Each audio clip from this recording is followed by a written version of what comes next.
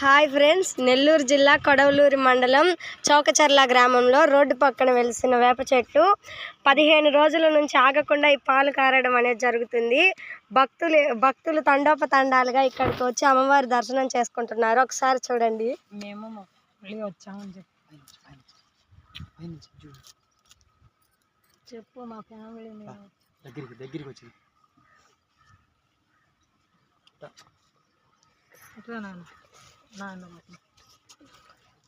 మళ్ళీ దయ్యాలా వస్తున్నది మొదలవుతుంది. వాడికి ఉండదు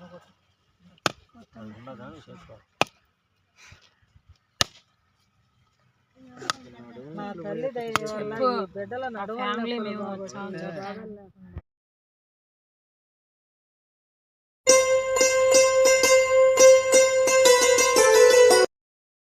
Download ShareChat.